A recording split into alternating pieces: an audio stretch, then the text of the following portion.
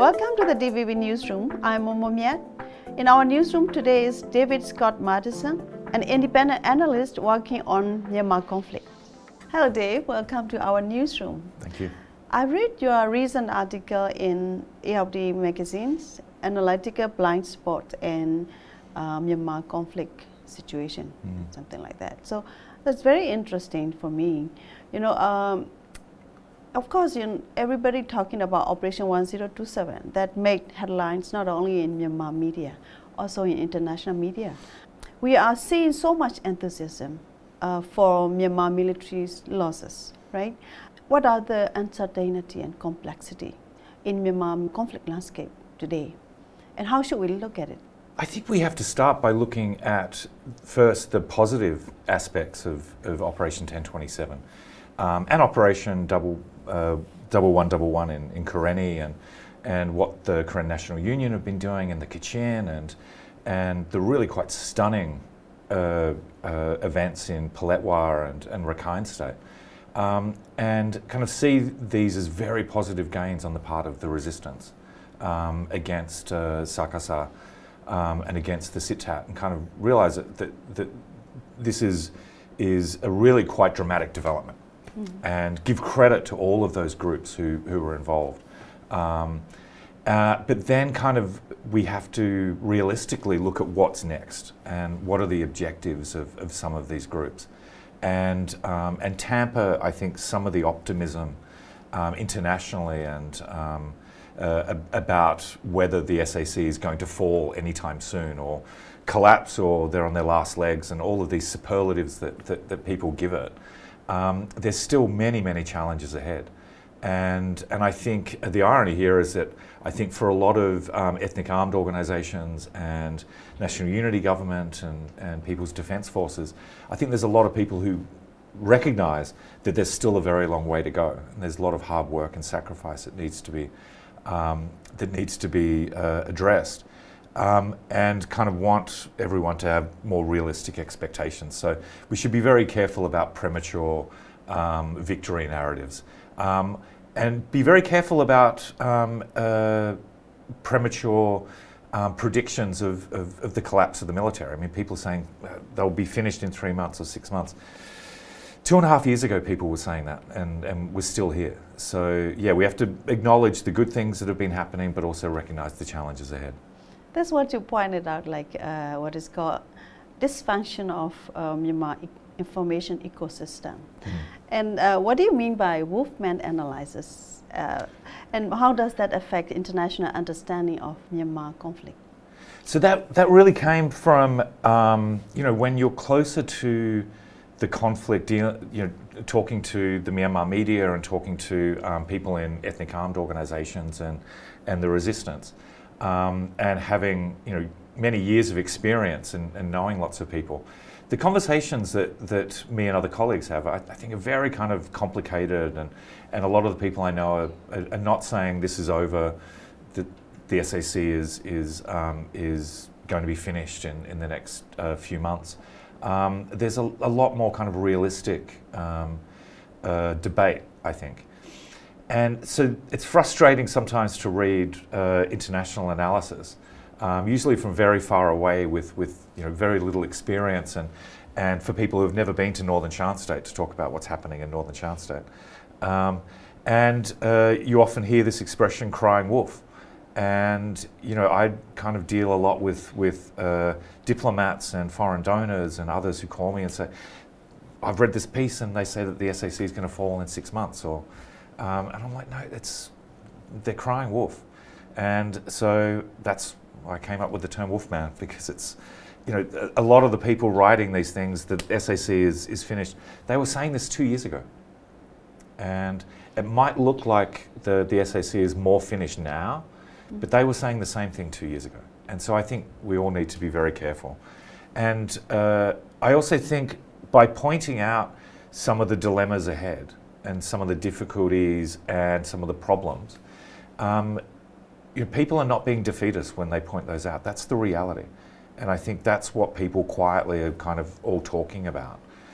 Instead of saying that all of the resistance are united, everyone's behind the national unity government, and there's one big happy family in Myanmar that's going to destroy the military. That's just not the case.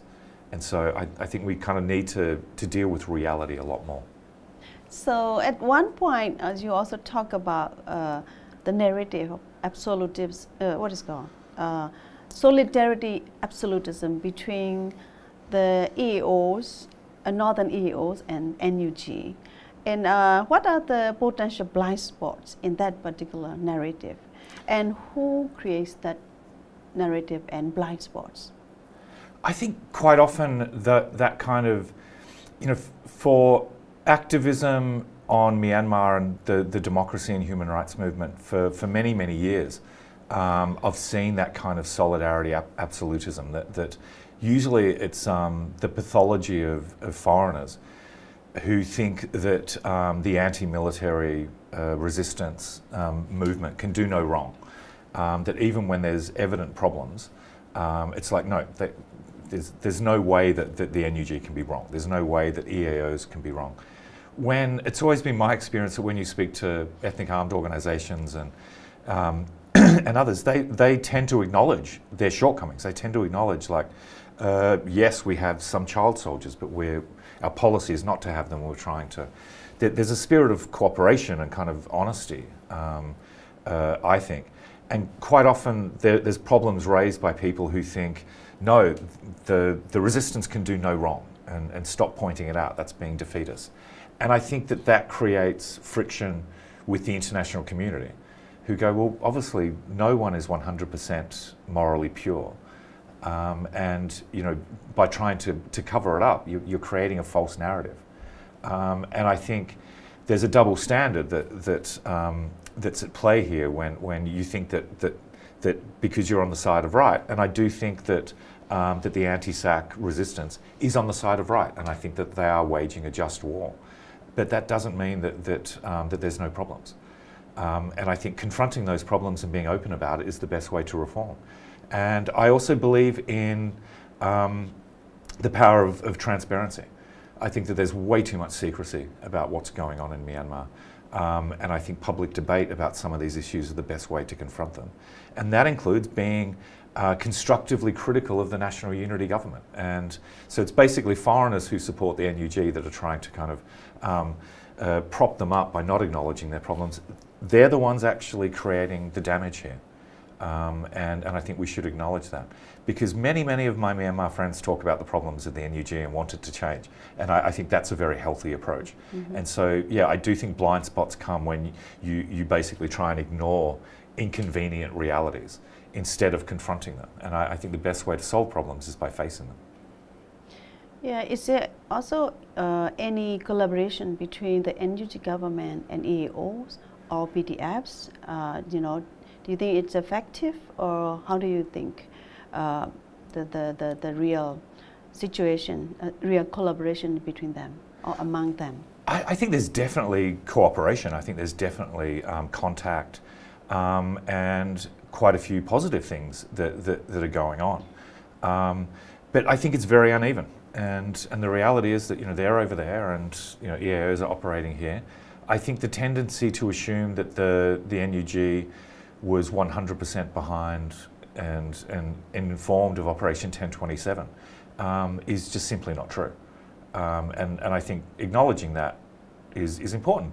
And I do think that the NUG, instead of trying to take credit, should have given acknowledgement and said, look at what the Three Brotherhood Alliance and their allies in the Mandalay PDF and the Burma People's Liberation Army and the PLA, give them credit and actually say, good on you for doing that.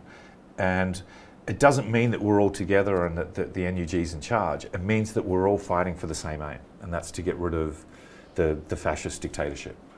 And so I do think that there's got to be credit and acknowledgement to the good cooperation that's going on, but trying to question whether the NUG is actually running the entire show, which is just impossible. And we've also got to keep in mind all of the very positive things that are happening that are not being talked about. There's a lot going on in terms of collaboration, assistance, whether it's giving weapons and training, logistics, and information. The fact that we don't know about it is a good thing. And I think that should be encouraged. Instead of the NUG writing a statement saying we're in charge of everything and it's unprecedented. And I just think there's also a level of dishonesty. People who say this is an unprecedented level of cooperation. It is in some ways, but it's not 100%.